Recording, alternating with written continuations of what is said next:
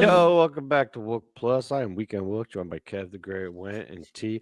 Kev, I just noticed in that intro, there's a shot where it looks like I'm picking my nose. And I think last week you said we needed to change the footage, and I was like, fuck no. But now I'm starting to think, yeah, maybe you're right. T must have picked the footage for that intro. Right. Because like, you and I are, to be clear, I don't pick my nose. I scratch it, but I'm just like, what's up? I don't know, man. I think you edited that together. It's like that Seinfeld episode. It was a scratch. It was on the outside. I did edit it, and I probably did what I always do and just like didn't care enough. You know what I mean? Not, I care, but like I saw it and I was like, fuck it, it's fine. Right. Yeah. It's fine. Oh man.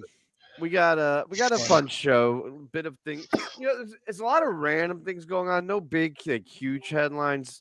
I was a little bit like, oh, slow night, and then Kev, you were like, yeah, dude, it's middle of January. What do you expect? So we'll have fun with it. Before we get into jam band shit, though, and this is probably gonna piss half the viewers off, but I haven't had a chance to talk to you guys yet. Did you see the Daredevil fucking teaser trailer? Oh my god. So good. Daredevil is solid top 3 of all Marvel comic book characters together. So it's just, we get White Tiger, we get the Punisher back, we get Foggy and Sharon back. Kingpin's mayor. God, what is this? It looks so good. And it's like, it feels very authentic to the Netflix show, which was one of my favorite superhero shows. Violent. Yeah, it's gonna be one of the most violent shows probably Disney has ever done. Yeah, probably. Anyway, I'm excited about that. I just wanted to see what you guys thought because I didn't get a chance to talk to you. I'm gonna have to re-sign up for Disney, I guess, or whatever it is. Oh yeah, Disney Plus. They just raised their prices again. Of course they did. Those fuckers. And they never do a discount. They never do the free 2 weeks or something, or 5 days even or something. No. With kids, it's a great deal. That's because that's like all we do is like, but if you don't have kids, but like are in like Marvel or something or Star Wars, that has to be like the shittiest deal because like you're basically paying all that money for like one show a quarter. But they release them enough, like frequently enough to where it's like you can't really like cancel and go back and forth. But I don't know. Bluey's the best shit on there, man. I'm telling you. Anyway. I know we need to fire back up some panels and frames so we can talk about this stuff. I watched the finale of Skeleton Crew last night. I see Jason said that too. It was good. How was that? I actually really enjoyed that show. It was like Goonies in space with like space pirates instead of Jedis and shit. I don't know. It was fun. It was very kids, so you didn't expect a whole lot because you kind of just went into it and you're like, all right, look, it's for the kids. Like, there's no agenda here. It's like a kid show. So sweet. But it was like very Goonies-esque. They like really tried to bring that kind of vibe and feel to it. And they did a good job. It was fun. Like, I enjoyed it. And hopefully they're going to get a season 2 out of it. Like, it was head and shoulders above the Acolyte, obviously. And a lot of the shows that they've done, it was really good. Like, for what it was really fun. In fact, I got done. And it stayed good throughout because like Ahsoka, I loved. Like, I was really high on that, but it was inconsistent, right? There were like really high points and like really low points. Was Skeleton Crew kind of like, whether you liked it or don't like it, was it at least consistent through the season? I think it started off really strong and got good. Like, it kind of peaked too early and then that's what they always do. I don't know why they do that. Came down a little bit by the end, but I like the way it ended because it wasn't just like thrown together. It felt like a good through storyline, so it worked. it made me binge though Ahsoka the other night because I was like, I need more Star Wars content. Like this was actually good. What else can I watch? So like I just tore through that, and I agree. Like it was up and down. Like there were some really good episodes. I like that in that one. Like this should be on Panels and Frames, but I like that in that one. There was a lot of good actual finally like lightsaber duels. Like there was actually some good fights in that show. But this is a cartoon, right? Yeah, which was hard. Like the dude, like transferring them over was a little difficult. Like Thrawn was pretty sweet. Like that guy was awesome. The guy that unfortunately passed away, Ray Stevenson or whatever, that played the bad Jedi guy, who was awesome. Like he was so Game of Thrones like he was, which is funny because they actually got the guy from Game of Thrones, the Hound, to now play him in season 2, which should be phenomenal actor and really has a lot of depth to him. I'm excited about season 2 of that. Yeah, the cartoon that's based on is the best Disney, or not Disney, but the best Star Wars since the original trilogy. Right. Like the best stories and the best action. I fucking love that show. It seems like both DC and the Star Wars franchise always knocking out of the park with the cartoons. Like the DC did Batman, the like 90s square chin Batman. Yeah. That was great. They were good. That was good. Yeah. I mean, I think the dude that plays Ezra is the only one that doesn't quite do it for me with the cartoon crossover. In the Ahsoka version. Yeah. Like he's a little over the top and a little like, but everyone else kind of like made like I matched it across, so I wasn't too like distracted by who they were. But to answer your question, Skeleton Crew was really good the whole way through. Like it was really fun. So yeah. Cool. Anyway. Yeah. Well, that's our quota of nerdy shit for nerdy Star Wars and comic book shit. By the way, now we're going to talk about Fish and Tipper's Choice. I was going to say we could segue right here. Well, I was supposed to be there, but after they canceled the tour, I couldn't really change my flight. It cost too much, so it wasn't worth it either to fly out for a night all the way across the country. So no, none of us are there. I'm not there, but I will be there next Friday night when they're here at the Troubadour. So I'm excited for that, but I'm super bummed. The list of guests they got TC to show up. How do you get TC? Who's on his final tour? I know. Yeah, so CT? TC from the Grateful Dead. From the Grateful Dead. They were like, we'll have one member of the Grateful Dead. It was so fun. Like when I was talking to Alex, it was really funny. So that's awesome though. I'm super bummed to not be behind the merch table tonight. Like there's new merch at the table, which hopefully people are buying, and hopefully they'll bring back some. So we have some for next week. But yeah. Well, don't put fucking Taboos coming on. Not right now. After Live. Then go watch it. Well, but see, we can put mics up there and you can join our Discord and check it out. Yeah, you can always watch this shit later anyway.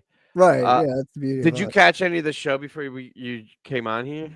I did. I watched the first 3 songs. How was the recording?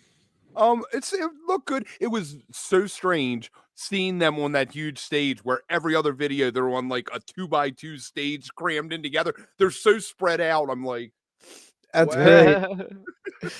Nice. Did they have any guests on yet, or were they? No, I didn't catch any guests. No. I'm super bummed about that tour being canceled too. I had the notification pop up on my calendar today again, and it was like for the Friday Milk Boy show, and I was like, fuck. Llama is doing the set list over on the Blue Sky. He's like, I guess because Taper's Choice isn't there. Oh, is he? Yeah. That's why we have no producing. Instead of producing, he's producing on Blue Sky. Yes, he's producing on Blue Sky. So did Alex mention anything about rescheduling the shows or what the game plan is? His initial comment to me was, oh yeah, I see it on now. Karina's on stage with him. Oh, stage is huge. Mm. What do you think? Oh, I think we've lost T for this. Sorry. What he did mention to me was the first time he brought it up, he was like, we're rescheduling the shows. And I was like, oh, okay, cool. But then like seeing everything else, I think they canceled and reissued like refunds and shit. So I don't know what the plan is. I mean, I'm sure they'll end up going back east, but at probably different venues maybe and stuff now. It's whatever point. But Right, which I I mean, don't. look- I mean, for me personally, I don't care if it's Milk Boy or any Right. other small Right. ass venue. Right, I do hope they do the same cities though, or at least come through Philly because that's super convenient. Yeah, I think Philly is definitely on the list. Yeah, I we mean, we it just need has to to get be. them to Baltimore instead of DC. Right. Yeah, Yeah. totally. Well, Totally. I mean, it's a good, worthy, not good, like it sucks, but like it's a understandable and you know situation. Yeah, yeah. I mean, me and like natural disasters, weather events, like my thing with Trey got canceled because of wind. Like this gets fucking canceled because of fire. Like it's just, I'm sick of Are it. the fires still out of control? Are they starting to get control of it or? Yeah, more or less. Today got a little windy again, but it seems to be better. They just kind of like keep popping up places, and then when the wind picks up, it like makes it way worse. But I think the worst How of the did they wind is just pop over. up? I heard it was arson. Well, there's that. Oh, There's that. There's also once they're going, it like blows the embers and shit to new places, and then those fucking pop off and go, and then yeah. So it's just been a fucking disaster. And for them, like Zach lived really close to the one out in Zach, the keyboard player for Tabor's Choice, lives close to the kind of the one, the Eaton Fire, which was out in like Pasadena area. And they actually evacuated and went down to San Diego for a few days. And then that's why everybody was kind of freaking out and like they weren't sure if they were going to be able to do rehearsals for this show, which if they couldn't do rehearsals, they were going to cancel this show tonight. But they were able to actually do rehearsals on Monday and then fly out Tuesday, I think. So that was like the plan. And as long as they could rehearse on Monday, this show was good to go. So they were able to do it and play. But yeah, it was pretty crazy. Just like the way like so many friends of mine that had to be evacuated and shit from fires just like popping up. It's like, I don't know. It's really scary and crazy. And I think for them, it was like, well, we can't be gone for a week with all the uncertainty that's going on right now and shit. So let's just go back and play the one show and then come back here. And hopefully a lot of shows at the Troubadour are canceled, but it looks like that's opening back up this week too. Cause I saw they put some dates up for the next couple days. So as long as nothing changes by next Friday, they should be playing the Troubadour and nothing bad's been happening up north at all that I've heard about. So the Ivy Room show is definitely a go on Saturday and we're going to try and stream that one. Hopefully, maybe on wook+. If I can put it together properly, we might be able to stream that one. So more information on that coming. But yeah. crazy. And then the Denver shows or the Colorado shows in February are still on. So Colorado. Yeah, it's been crazy though, man. Like fucking fire sucks. Earthquakes suck. Fire sucks. Yeah. Well, I'm glad hopefully I'm old. everything gets rectified and under control, and Yeah. back to normal. Totally. I was totally fucked up and inappropriate to say, but I'm gonna say it anyway because I don't know how to control myself. But I literally almost said, I hope they get it all figured out before Fish Tour, like thinking about the rumors of the spring tour and LA. And I'm like, no, that's And I a think dick thing to say. people were saying that's why they've delayed announcing the tour was because they didn't want to like talk about West Coast and like the Hollywood Bowl shows and stuff in the middle of like everything going Right, on. makes Announce perfect shit. sense because I mean, a lot of people were saying they should have or would have announced it this past Tuesday. Yeah. I bet I've thought the whole time that they were going to announce it the Tuesday before Mexico. Yeah, they usually do that, and then they usually go on sale the Friday after, Right, Mexico. of the Friday of Mexico or the Friday after, so that way Because if they kill one it, year, yeah, people were down there trying to get tickets while they're at a fish show for the talk about the The cold. thing. I know, and hopefully we'll get some cool like benefit shows out here with some people playing soon for stuff too. Like I don't figure like big bands, but a lot of some small. fuego, some fire. Yeah, right. Yeah, exactly. So that's it. No, some like smaller band things playing. I know like Krasno's doing a Help on the Way thing with some musicians like Graham Lesh and them are doing a thing in a couple weeks at the Lodge Room. And I texted Alex and was like, dude, you guys should totally do something with Mountain Brews and do a little like benefit show when you get back. Because actually the sad thing is Side Pie, this pizza place where they actually played last year and were like one of their cool t-shirt, like very rare t-shirt design is from burnt down in Altadena from the fire, which is really sad. So like they're gonna try and rebuild it, but it was like one of those venues that they like was like so friendly and like family oriented and whatever, and they just like let bands play and shit, and so yeah. All right. Well, we're gonna go on to the next topic because we have a lot of things. Neighbors. I gotta say, all right. So Lyle Brewer, the co-founder of Neighbor Guitars, put out a message which I want to comment on in a minute. And then shortly after, I think I'm not 100. Kev, correct me if I'm wrong, but they then announced that Dopapod's because they just broke up, their former guitar player is coming over to replace Lyle, and that is Lyle Rob. said it. Lyle said it in his statement that how much he respected Rob, and there was nobody who he felt could come in, and I love Rob landed on his feet. Dopapod went on hiatus after New Year's, boom, within 2 right months, away. And Rob Neighbor's a found great himself fucking home. band. I mean, they got a good sound.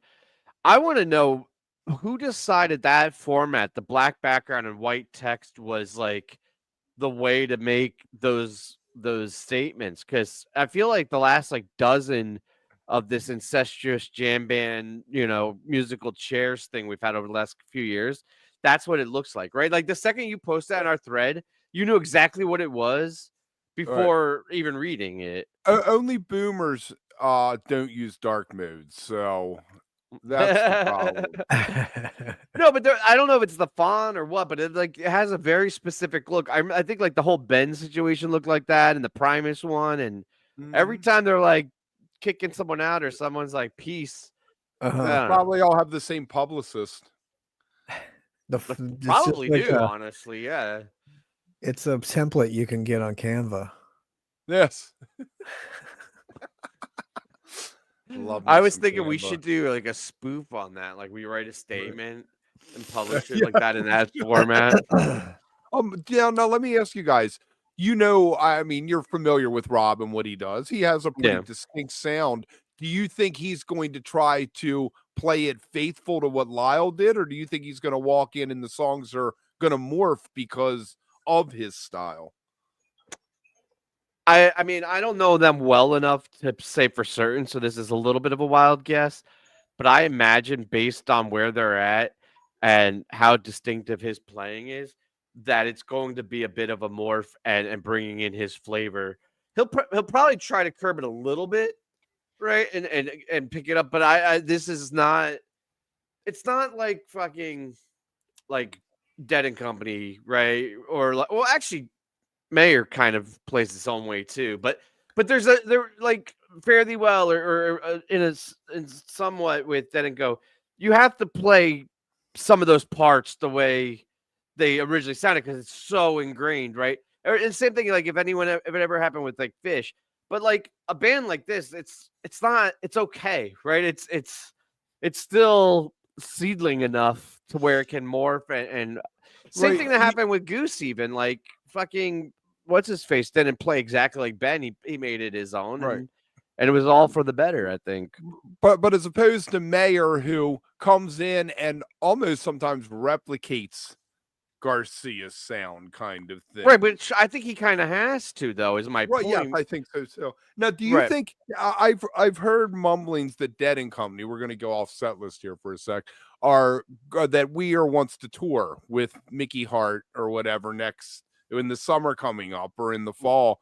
I'm not surprised. You think they'd call up Rick instead of Mayer because Mayer didn't want to tour if they actually want to go on the road?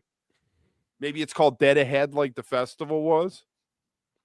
I could see Rick ahead of Sturgill, but I think Sturgill would be better than Rick. So that's my 2 cents. If they tour and Mayer doesn't want to do it, yeah, probably Rick. I'm not convinced that Mayer won't end up wanting to do it, though. Right. There's a big difference between not wanting to do it 2 years ago and then time goes by, you see the big paycheck, 60th anniversary, you want to be part of that. You want Right. another house, you want another car, you want another Right. watch. In Yeah, John's you missed the 50 because Trey got the call. So you're Right. like, it's my turn. I've been waiting 10 years for this. And again, it depends on like also the tour schedule. Like, what's the tour? Like how intense is it? So Right, but they're doing the Sphere, right? Or are they? Have you heard that? I've heard they were doing the Sphere with. yeah, Yeah. Mayor, So, yeah, we'll see what happens. Gabriel, I think and I don't know this for certain, but I've gotten the impression that there's pretty much a rift with Bobby and everybody that's not sucking his dick. Because, like, you got the young kids who are like, let me explain, because that came out the wrong way. You have the young musicians that are like, oh, holy grail, like Bobby, and like, well, like, but anyone that's like at that like high level, there's inevitably always tension with him and them. I don't know why. I'm not blaming Bobby. It just seems to be consistent that there's always a rift. But my personal take on it is that that would not stop either one of those guys from touring. Like I think they are both consummate professionals. They get it. They've been doing it forever. Bobby's been doing it for fucking forever, and Mayor's chill. I think even with a rift between them, they would be like, "Fuck it, let's just do it." Right? Like, I don't know. yeah, totally, for I sure. mean, money always talks. Money fixes a lot of problems. Right, like Phil and Bill and there are on those riffs. I don't think it was Bobby that was like, "Oh, I don't want to do it." I think they were like, "Fuck it, I don't want to deal with it." I think Bobby's like I'm not. There's a riff there, but I don't think that would stop Bobby for a second. He'd be like, "Fucking, let's go." Strange how as people get I was thinking about this watching this Ice Cube movie earlier, that all of a sudden you get a bunch of money and you really change and the money becomes the only important thing. Yeah. Once you're given piles of money, you want more piles of money. Whereas if you never have any money, you're like, cool. Devil's advocate, and I don't know any of this. This is, there is an addicting part of that touring and that scene beyond the money. Like, obviously you could say like, oh, the money, but there's the ego side of it, right? Of having a stadium full of people like praise you. There's also the creative performing addictive aspect of it. So I think I want to give them the benefit of the doubt and say there's more than just the paycheck.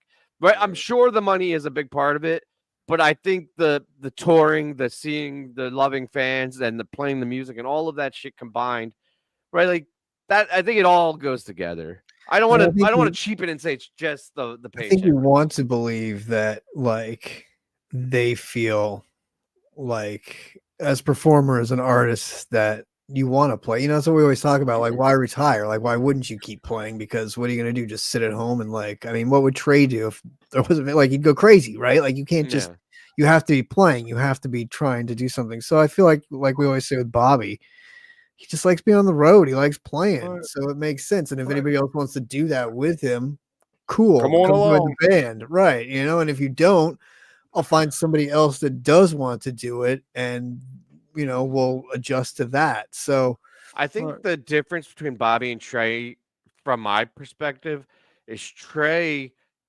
has that relationship with the music, whereas Bobby, I think, has that relationship with the performance. I don't know that Bobby has the same, like, I have to be playing music as much as I have to be performing music for others. Whereas Trey, if he was like, hey, I'm just going to be in a studio with my buds jamming, I think that would probably be enough for him, right, to like scratch the itch, writing music, creating and doing. And I don't know if there's a better or worse. I don't know why I'm even making this distinction. It's just Bobby specifically, I feel like has to be on stage, is going to die on stage, will be 95 years old on stage. Whereas Trey, I could totally see retiring and just doing crazy creative, recordings and music for lobbies. Right, like just doing crazy musical shit, writing orchestra pieces and stuff. But he does love. I mean, look at where he shows up. He just loves playing, though. Like he'll show up at random like recitals and Billy Joel concerts and fucking like wherever. Whoever fucking is like, hey, you want to come play? He's like, fuck yes, I want to come play. Like, yes, I do. Yes, I do. I'll just be standing here at the hallways in MSG, and anyone who wants me to play, I will play with them. He's like, "Hey Sue, who's playing an MSG tonight?" Right, Maybe I'm exactly. gonna I'm say, just gonna go stroll around down there for a little bit and see if anybody like picks me up to want to play tonight. I guess there's Robert Hunter told this story about if you wake up one morning and you look over next to you and there's a ham sandwich and a chocolate milkshake, you're like, hey, where did that come from? But you'd eat the ham sandwich and drink the chocolate milkshake, and you keep getting it and keep getting it. You come to expect it. And then one day you wake up and there's no chocolate milkshake. And you're like, hey man, where's my chocolate milkshake? It's real loss, you know. It is, and I mean, even to that point, now I too, want a like- fucking milkshake. I'm like, Right yeah, now I I'm can go hungry, for a Kev. milkshake. But to that point, Kev, even like Mayer was playing small clubs to get that itch. You know what I mean? Like went on that small club and like played in unknown, like underneath, like. So they do it in different ways, and I feel like all of them have that same itch that needs to be scratched and creativity that needs to be served. So. Yes, Mike, there's still the ham sandwich for a little while, but then one day you wake up and there's no chocolate milkshake and no ham sandwich, and you're playing to a half-filled arena. And I love both of those things individually, but I gotta say the duo Casino. does not excite me. Like I would go for a chocolate milkshake or I'd go for a ham sandwich, but I don't think I want to have a chocolate milkshake Together? while having a ham sandwich. And in the morning, yeah, I don't know about this whole Right. situation. Well, musicians' mornings, so it's more afternoonish. Right. Not the true morning. Right. Someone else who's trying to always scratch an itch is our boy Mike. Yeah, why don't you give us an update as to what Mike's been up to? He's been all over the fucking All place. right. Well, he sat in with Medeski and Nels Klein from Wilco and Russo, along with, I guess, who else sat in with them? I don't know. A couple people sat in with them. I Marco. don't know. Look it up. I couldn't remember if it was Marco or Tom Hamilton. It was Marco. Who sat Marco. in with Yeah. And which is neat because how often do you see two organ players on stage together, you know? Yeah, So that's I can't think of a single time. Right. And then Mike showed up at some comedy show and did an improvisational set. You're Like improvisational on the bass or like comedy? Yeah, he just stood up there on the bass and played like an improv set. He should do like a comedy bass routine where he tells the Like, story the Seinfeld theme. Boom, boom, boom, boom. And you just did the McDonald's theme though. Right, every time somebody comes on, he just plays a new theme for them. He's just their theme song musician. He supported the stand-up set by performing an hour of improvisational music. The guy's name is Rory Scoville, and you may recognize that name from Mondegreen. He was one of the comedians who was there. Oh, and then apparently Mike is showing up tonight. He showed up with Karina and Nectar's. He's showing up tonight with Taper's Choice. He's like, I want to be out there, man. I'm Mike Gordon. He is.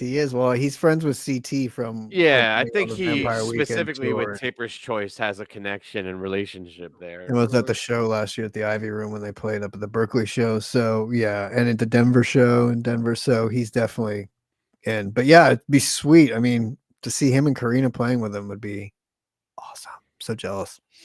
So pissed. Yes. It would be. Who wouldn't be? This next headline is kind of a bummer, and I kind of feel a little bit bad that I didn't know his name. I didn't have his name, but I saw the headline, and I go on Blue Sky like once a day now just to do a quick check, and I saw this, and I was like, fuck, that sucks. But the sound man for Nectar. Say his name. I just told you I don't have his fucking name, Kev. Sergey Yushakov. I don't know if that's right. Sergey. Right? Sergey. Well, in Baltimore we pronounce it Sergey. Sergey. And he was Sergey. 65. He was 65. 65. Yeah, but been there many years. Like 30, 40 years. Yeah. So he probably was there when Fish played. Probably. If he was there for 40 years, then yeah. Yeah. Probably. Oh, it says 94. Wow. So 94 is when he started. So no, he was not there when Fish was, but he's seen everybody else. And apparently the backstory is somebody just asked him one night when he was hanging out seeing a band if he wanted to do sound. He went back and did it. He said, I like this. And there he you go. stayed doing it. Yeah, there you go. 30 years later, here I am. That's Those amazing. sound guys are remarkable, though. I Well, went to high school with the sound guy for the Pony. He's been doing it Okay. since like 2000, so 25 years. Quarter century, man. And every time I visit home, because I grew up like 20 minutes from there, he would let me go back in the booth and I put headphones on, and like it's remarkable the fucking nuance that they can hear and the adjustments and shit. It really is an art. Like if they're if they're good, I mean, I'm sure there's plenty of shit sound guys, but the good sound guys, it's fucking really super impressive. It is. Yeah, it makes the venue sound good too, right? Like, I mean, Well, he the knows overall the room. experience. That's what's Right. cool about these small place Right. sound guys is like they know the inner workings of their room Right. inside and out. It's Do you think it's remarkable. better? Do you think you're more effective as a sound man if you know the room or if you're touring with the band and know the band? I don't know. I think It it's depends. I think it depends on the rooms that you're playing. Like if you're playing arenas, they pretty much all sound the same, I think. So it's easier to have that. But if you're playing bars and shit, they're all different configurations in most places. So you're like, oh shit, we're getting like there's an open end over here where the bar is, or like the bar's in the back. So like all this stuff. So I think it's and they work different venues. together too. Like somebody like Brett, who's the sound guy at Pony, like most of the bands that come there have their own sound guys, and so Mhm. like they end up working together and stuff. And I think it's I don't know. I think it's very similar. Jake, it is not spelled wrong on purpose. We just can't spell. The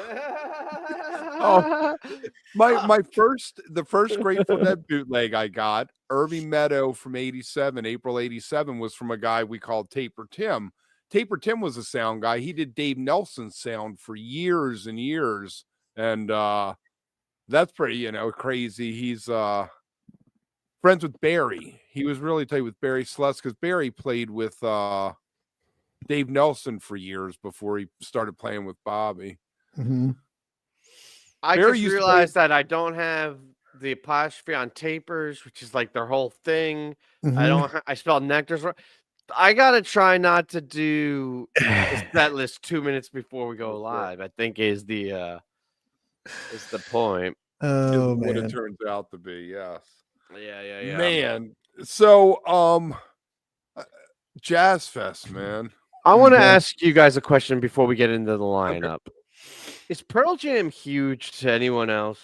Because Kev was like, yeah, they don't have anyone huge this year. Not like the Stones. And I get it, like Stones. But like in my mind, and maybe it's just my age, and like I looked up to Pearl Jam as like rock gods. And like and I think they are like they're huge in my mind. So it threw me off a little bit. They're big, but they aren't Rolling Stones or Bruce Springsteen or Paul McCartney, iconic, huge. I mean, Pearl Jam and Dave Matthews Band are the first two names, and they both can sell out a stadium if they want. But I don't know if they have the draw to play the JazzFest by themselves and command like $250. Yeah, I disagree though. I think Pearl Jam does. Yeah, I think sure. Dave. I agree with what you're saying with Dave. And I love Dave, and Dave is fucking huge. But I think Pearl Jam is fucking... I think they've done it before too, because I know I've been at Tips for JazzFest, and Eddie's been there more than once, like a couple times. So I think Pearl Jam's played there before too. So I guess the question comes from they've added a first Thursday again. And last year, the first Thursday was the Rolling Stones and only them. I guess this year they're having a full lineup and just opening a day early.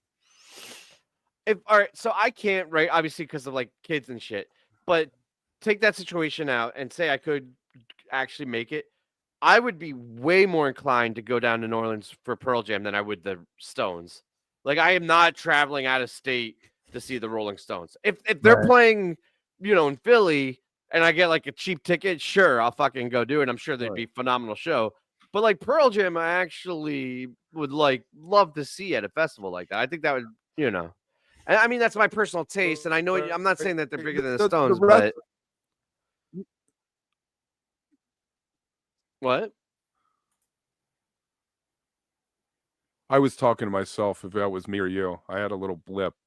I didn't hear you, and then all of a sudden you were silent. The Radiators are playing, big. I mean, the Radiators are right there on that list. Yep, but the other top names, we got Lil Wayne and The Roots, which I find fascinating. Well, you also have Casey Musgraves and Luke Combs. Right. Is Luke Combs a country guy?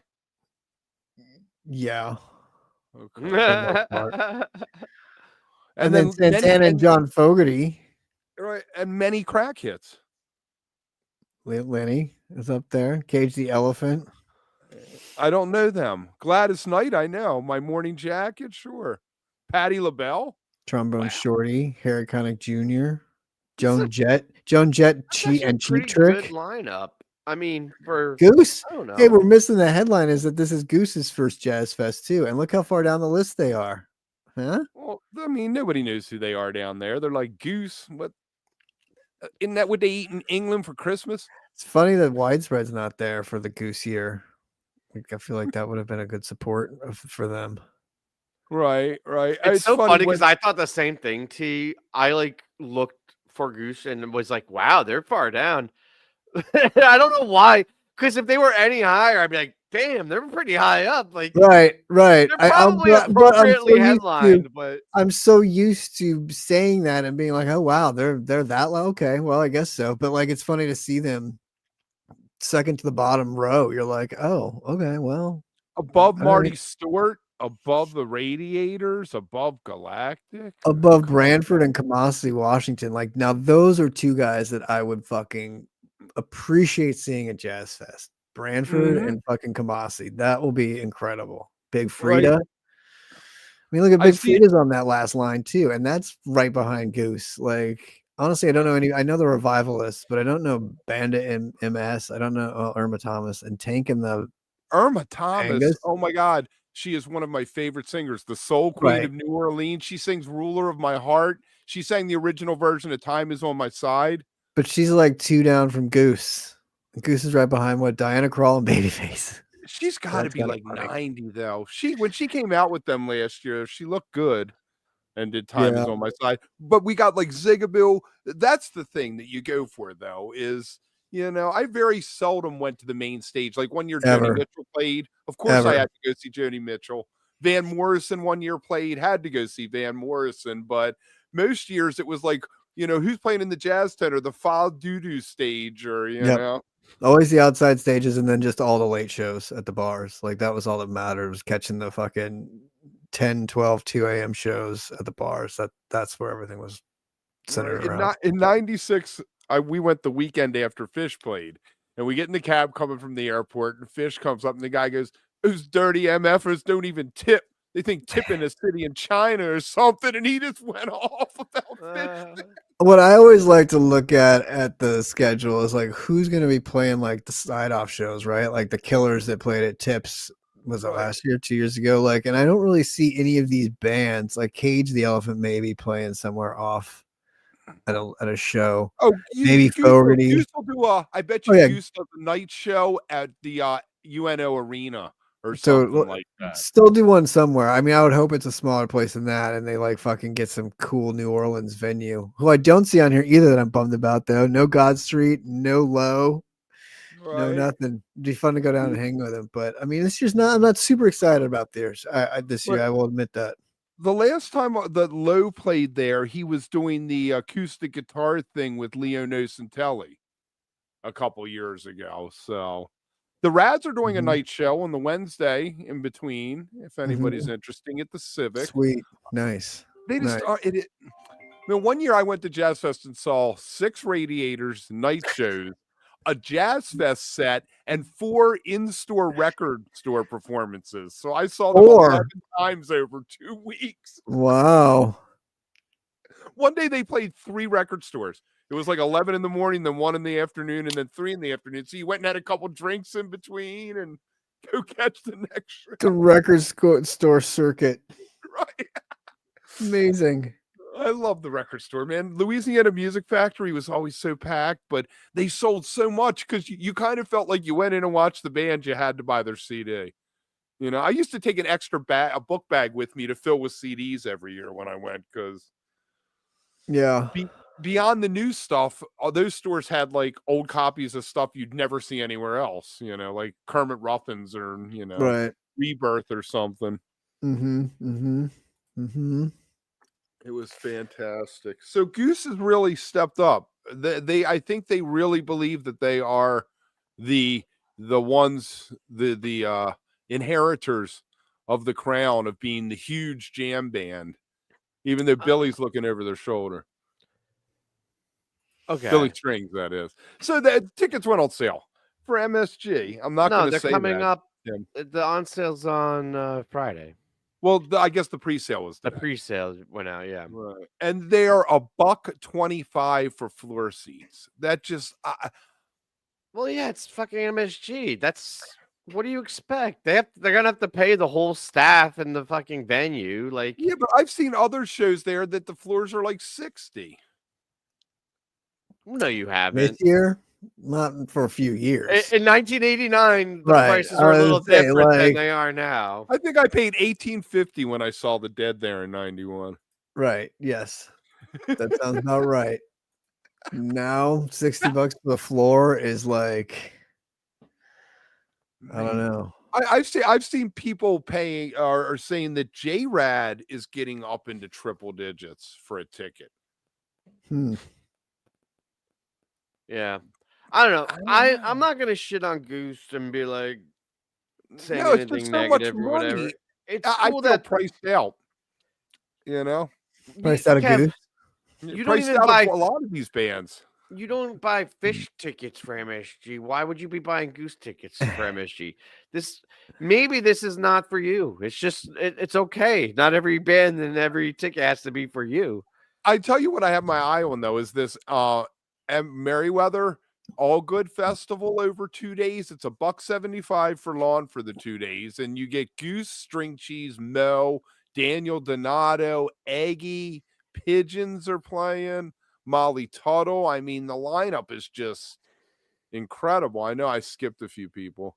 But You I know mean what that go ahead. We could talk about All Good, or we could talk about Goose and MSG. What do you want to do?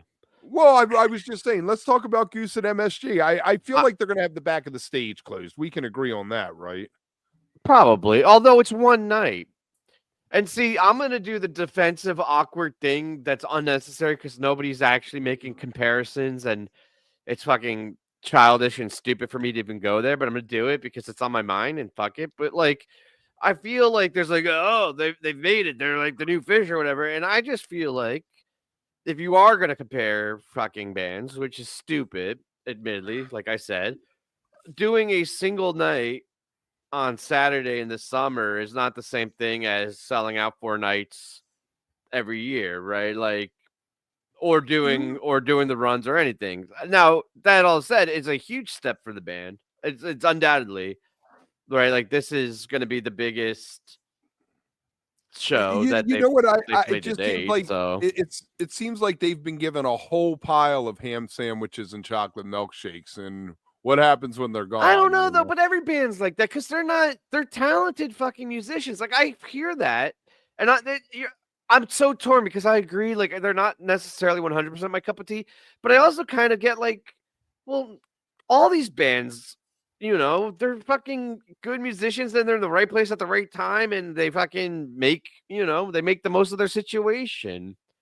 Right, like fucking, they're all phenomenal musicians. Every single one of those guys. Well, except for the percussionist. No, he's Right, actually a really but good musician too. They were like a rocket ship going up, and the atmosphere only supports a balloon weight for so long, you know. No, wait, I don't know. Wait, explain that one to me. A balloon goes up so high, and then it'll come back down.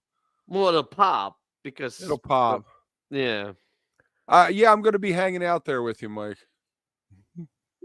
I don't know what I'm talking about. I'm not defending him. I'm also not. I find it tiresome the old heads that are like fucking shitting on Goose. It reminds me of the I'm, old I'm not heads that shitting on them. not I'm you, not not you. All right, Mr. Defensive. I'm not saying you. I'm just saying the greater Goose conversation. I find it tiresome when everybody just constantly shits on him, but I also find it super tiresome when everyone constantly fluffs them. I think I'm just tired of them. Like You're just I'm tired of Goose. I'm just muted fucking in your tired mind. of it. I really believe that ultimately where it ends up is you have the Rick band, like Dave Matthews, and he has some people around him and, a rotating cast, and he'll do some Goose songs. He'll be able to expand out and do some other different stuff that maybe Goose wouldn't do. Because Goose is holding him back, right, Kev? Yes, Goose is holding him back. Trevor's holding him back. Craziest The fucking bass take player. ever. I agree with you, Gabriel. Butthurt fans is kind of funny to fuck with.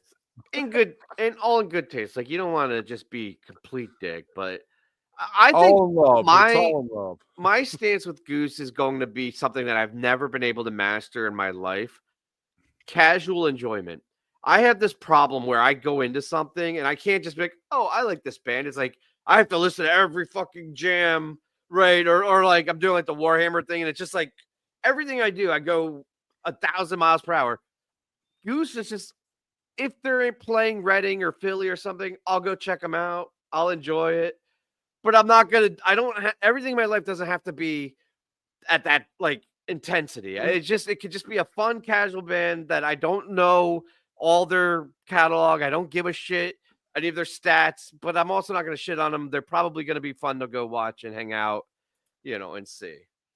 All right. So I guess they're going to build the tour around that. So keep your eyes on what's up with Goose there. We skipped something. Don't you have a show and tell from Taper's Choice part? See? Oh, yeah, you didn't bring it up. I forgot. Yeah. Hold That's on, right. let's go back. We can go boop. Boop. Yes. Alex Boop. from Taper's Choice and Real Estate wrote a book, and apparently T knows all about it. Tasting music. Eating We should have on plugged the it. road. We should have plugged it before Christmas because it was a good Christmas gift to get like a music lover and foodie in your life. But So what is it? Reviews of restaurants in towns or recipes or? it's sort of just it's talking about eating on the road and different like places they've eaten and foods and like what it's like to like be a vegan on the road and touring and like all this stuff. It's like it's really interesting stuff, and it's like funny stories from other musicians and such that had fun, like funny food stories and eating stories and stuff. So yeah, it's really cool. It's called Tasting Music by Alex Breaker. Look, he signed it. Taster's Choice. It's good stuff, man. It's good. It's really cool. Yeah, he had a book signing out here. He had a book signing he did a whole little book signing tour. So yeah, it's very cool. And I guess Relics just did a write-up on it recently.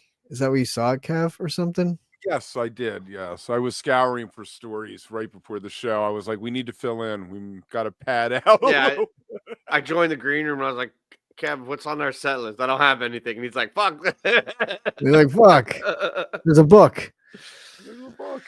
We'll talk about the book. So just can we talk about a little bit about in a couple weeks before Mexico? Yeah, I was just gonna. Well, I don't know what you're talking about, but what I was gonna do was the housekeeping. I don't know what you're talking about. So we'll do a little housekeeping. Tomorrow we are going to bring back wook+live tomorrow at 9 Eastern, and we're listening to Allman Brothers. And then other than that, we're going to have Live every Wednesday. But then for Mexico, we're going to have a lot before the Mexico run, and then we'll be doing the after show 15 minutes after Encore each night, and the set break hangs. I'm very, very much looking forward to Mexico after that New Year's run. Do you want to actually talk about what we're anticipating from Fish, or did you want to remind people about what we're doing?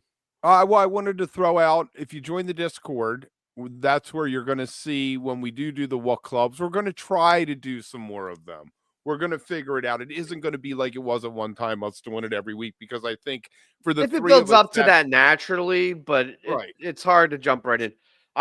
This week was tough for me because I don't know if you could tell, I'm actually much more on the mend, but I'm super nasally and congested and got a bad chest cold. So I'm like, yeah. But And one other thing, we're going to have a guest on the 29th. Mr. Scott Marks will be coming back. Hopefully we will see him this that's time. the lot, right? Yes, talking all things Mexico, and always great to have Scott on. If you want to hop in the comments and be like, I know this is a tease here, so he can swat you down. Yeah, maybe he'll have his Actually, camera it's not. working this time. That was a crazy appearance last time. That was very strange, but I'm glad that we just were like, let's roll with it, even if we can't see him, because he is so great to talk to. I mean, very few people know as much about fish as he does. So Yeah, he's a cool dude too. I've gotten to hang out with him a couple of times in person. Not like, very long, but like he at was shows. great and at shit. Mondegreen. One of the Yeah. few pictures we got was because he's like, come get a picture, guys.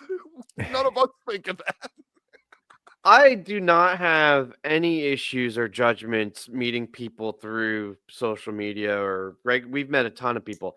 I do have a little bit of a personal distaste when the online persona is the whole thing, if that makes sense. And like they're just always like yucking up like the Twitter thing. And like that's all to say, when I meet people that I've met online and you meet them in real life, and then you get to like see more of their like true personality and like that they're like just like real people and like chill and decent. That I like so much more than just like the performative nonsense of like, I'm this stick, and he's one of the real ones that you like meet and you're like, oh, he's just a fucking super into fish. It's just like he's one of us. He's just a fucking nerd that loves fish. And so yeah, I love Scott. I can't wait. Is Dave Matthews or Dave and Tim doing a Mexico thing this year? I saw somebody mention an encore with Dave. I know fish moved up from when they normally do that every year. I wonder if it's reversed this year and it's after, and Trey's just going to hang out and then bother Dave. More people again, like he likes to do. So the Dave fans can complain that there was a guest sitting in. God damn that guy from Fish. Oh man, I love when he came out. I thought that was a very nice thing. I mean, it's special. It isn't something I'd want to see every day, every time, but it's special. I was reminiscent about 95 earlier, and what anniversaries were coming up on for 30th of that this year. And Dave, when I saw them at Nissan Pavilion that summer, Dave came out and did Three Little Birds with Leroy for the encore. Really special, one time only, Yeah, I love their friendship. I think that's one of the coolest things. He brought Trey back. He's the one who first got Trey back after he got clean. So I ever tell you about the time I saw Dave and he was almost fell off the stage. He was so fucked up. He was like fumbling around the stage. And craziest shit is when you do like banter, he sounded like the asshole at the bar that's had like 15 too many. But then he would sing and it'd be perfect. And I couldn't comprehend how he'd like be perfectly like in harmony and like the tone would be great. And then he'd talk and be like, like all just like sloshed. And you're like, what the fuck? Well, maybe he has perfect pitch. Yeah, I like Dave though. I like Dave. I like that guy. The Madison Square Garden, I was really impressed. Well, I've never sat through a whole set, and when he did the thing with Warren at Madison Square Garden, I watched that whole set, and I was like, not again, like Goose, not my cup of tea. I'm not going to go out of my way to seek that out, and I'm probably not going to watch a live stream of it. But who do you like more, Dave or Goose? I would say Dave probably more than Goose, because who's being held back more by their band, Dave or Rick?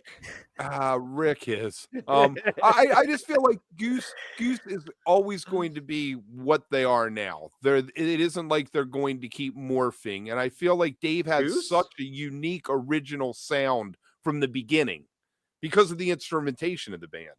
Instrumentation. I don't know Goose well enough to wholeheartedly disagree with you, but I feel inclined to kind of disagree with you. Because fuck it, why Okay. not? I feel like Goose has evolved quite a bit since they Right. started, which would Right. make me think, for better or worse, they're going to continue to evolve a little bit, right? Yeah, but their Yeah. sound isn't something that you listen to and say, this is something I've never heard before the first time you heard it. The first time you heard Dave Matthews, you're like, this is wholly original, this sound. I'd never heard autotune mixed with noodling until Goose. I was like, holy shit. They figured out how to We've been put Little Wayne. autotune and noodling together. All right. We've been Little Wayne. And Are people asking for T's opinion on Goose? Or did we get T's opinion on Goose? T's opinion on Goose. I That's don't know. you. I know. I don't know. Wait, have you tuned out? Somebody called you out, by the way. Did you see that comment on YouTube a couple weeks ago? you were No. on your phone. Yeah. They were like, T stopped paying attention at the 40-minute mark. And I was like, no, he didn't. There's no way. And I went back and looked, and you're like fucking like looking at websites and shit. And I was like, oh man, he got called out. Yep. That's right. Totally. We said that you were producing that night, so we covered for you. Always. That's what I'm always doing, is looking up shit. Well, tonight I'm distracted by the show, but like I'm always like trying to look shit up and find shit. You got to see Our Goose good friend now. Mike is I did, desperately yeah, I looking saw. I for- gave it when I saw them at the Troubadour, which was like my favorite venue where Table's Choice is playing next week. So that was my first Goose show. I don't know. Again, they're not my thing. I don't,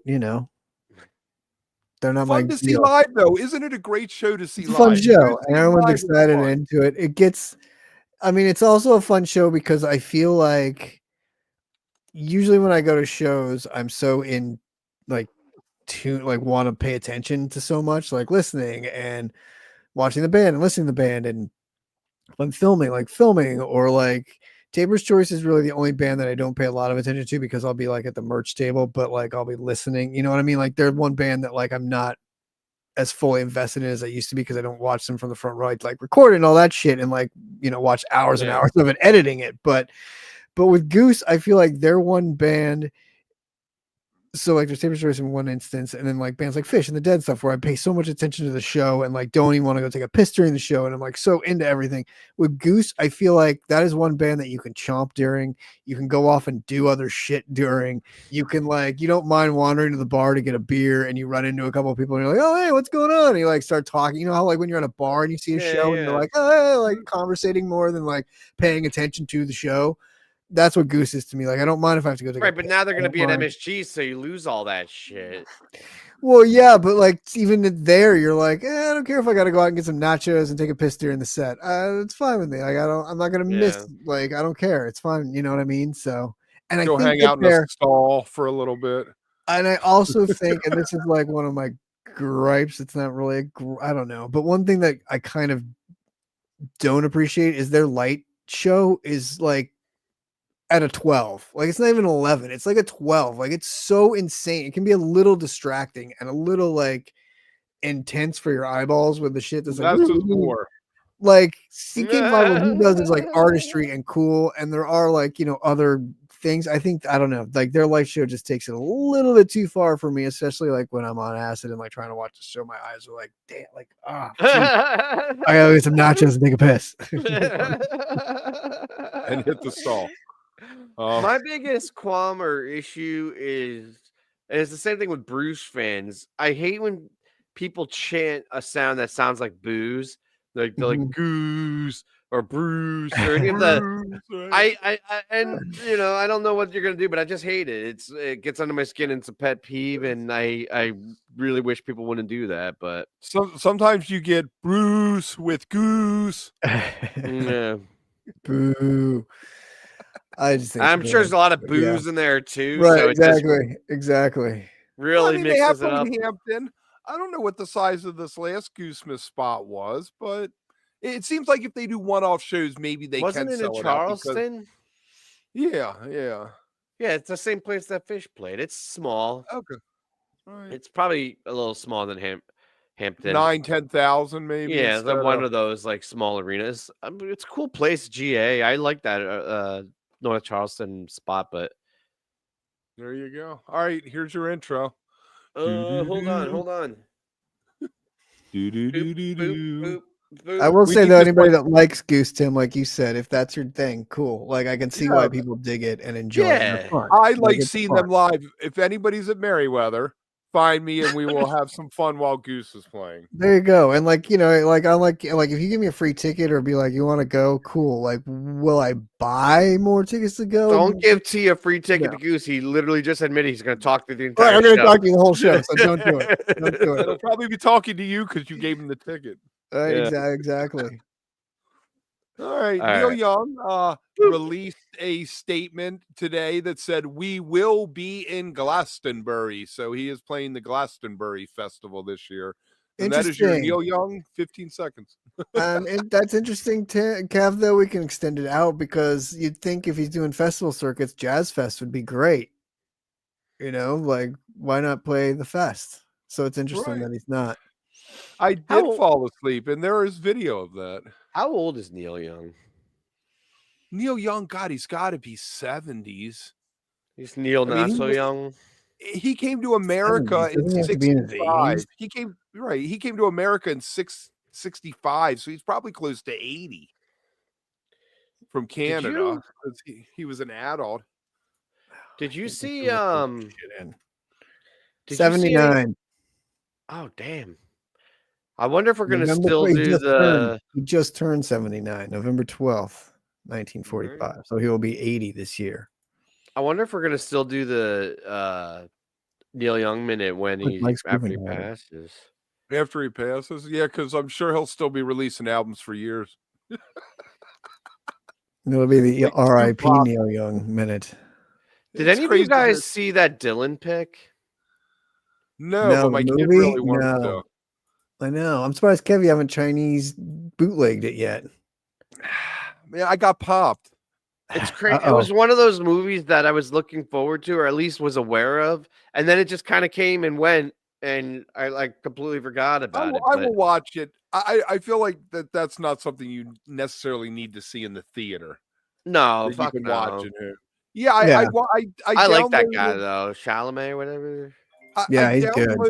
I downloaded an episode of the Stallone show about Oklahoma where he's a gangster out Tulsa or something it's Uh-huh, called, and I got uh-huh. an email from my internet provider that I had a DCM or whatever violation, and don't do that again. You're internet provider. Don't you have a VPN or whatever though hooked up? Nah, You well, get- I have a Tor browser if I don't want anybody to do it, but that Uh. changes the VPN every 10 minutes. It just keeps changing your IP address. So, Mhm, mhm. That's some So you can't shady ass torrent shit. stuff. You can't torrent stuff with it because it switches the IP address and it throws the torrent off. You're the only person I know in the last decade, maybe 2 decades, that used Pirate Bay. Like that's crazy. That was huge in like 2006. Right, like 20 years ago. Yeah. I actually use something now called 1337x.to. Well, I mean that's the end of it. You just put it out on the. Oh, it's cool. I think everybody knows about it. The only issue with them is they're always like, you should upload as long as you've downloaded, like the same amount of information. I'm like, I'm not staying on here for 3 hours and leaving my thing open. Letting it run. Yeah, I'm like, as soon as it's downloaded, I'm like, remove. You're out of there. Like I'm trying to get in real quick so I don't get caught. Like, Corbin, plug you it are in, 100% plug it right. out. I get super nostalgia vibes every time I talk to Kev. It's just like you take a time machine, and you just go back in time. It's fun. I love it. It's like and it's not even like the mainstream like pop culture like things that everybody's nostalgic about. It's like weird shit that you forgot, and then you like recall, and you're like, oh yeah, I remember that. That was awesome.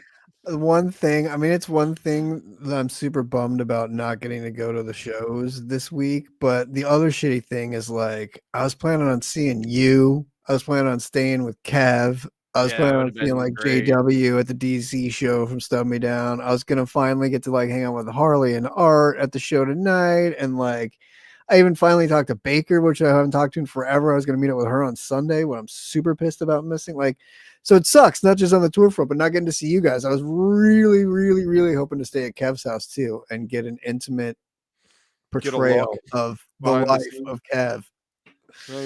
Tim's been here. Tim came here during COVID, which was really weird because we were like, all right, we'll stay 6 feet apart.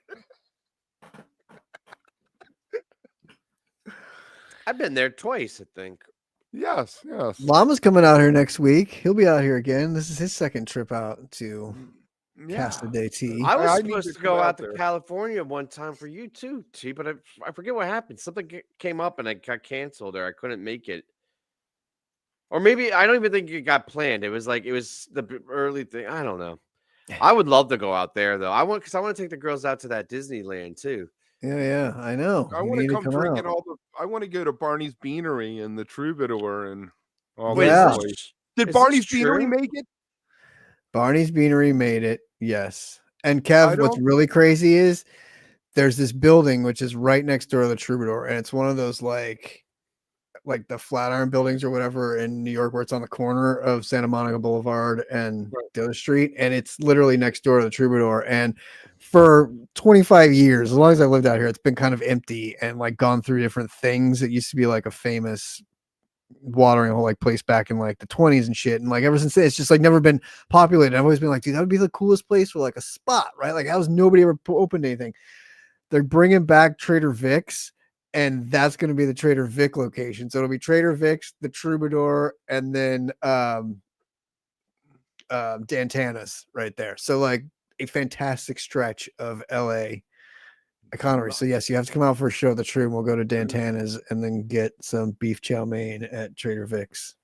There you go. And then the next day we can go get farty at Barney's Beanery. And that's what I was going to say is Barney's is right down Santa Monica Boulevard on the other side of Santa Monica Boulevard, on the other side of West Hollywood. But it's right down. We'll do the West Hollywood, Santa Monica Boulevard tour and just stop at all the drinking locations.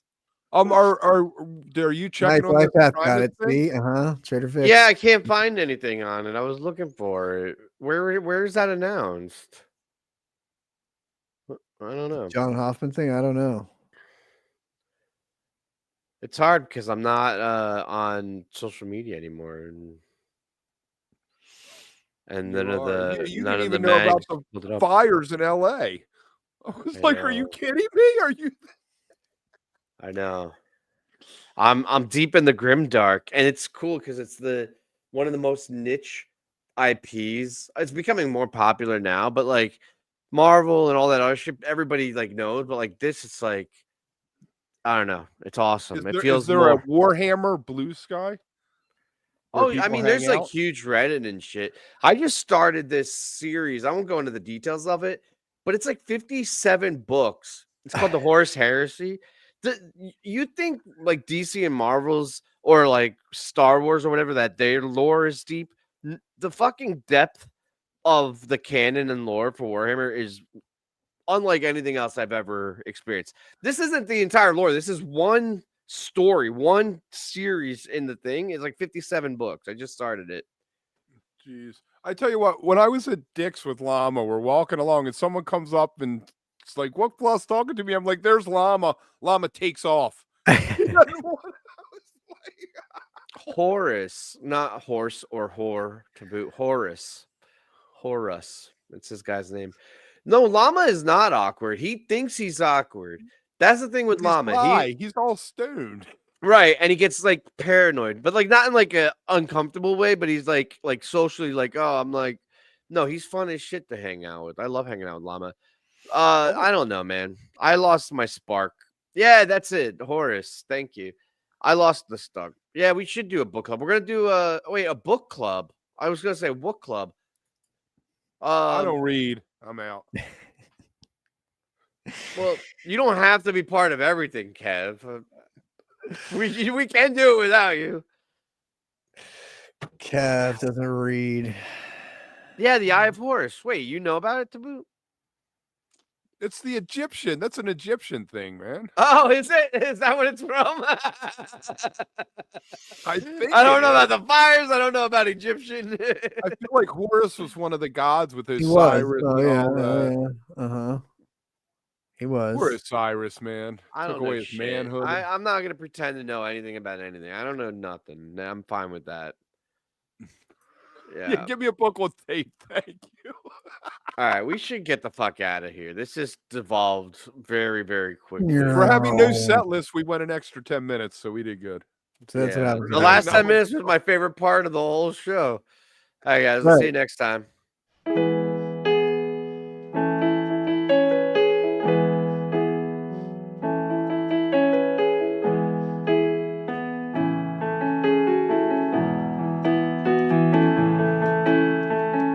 Paper Strip Show on Nugs now or on our Discord now.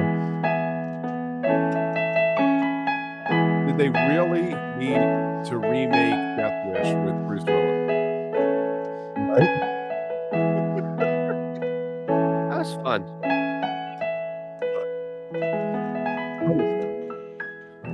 Sid. Roach.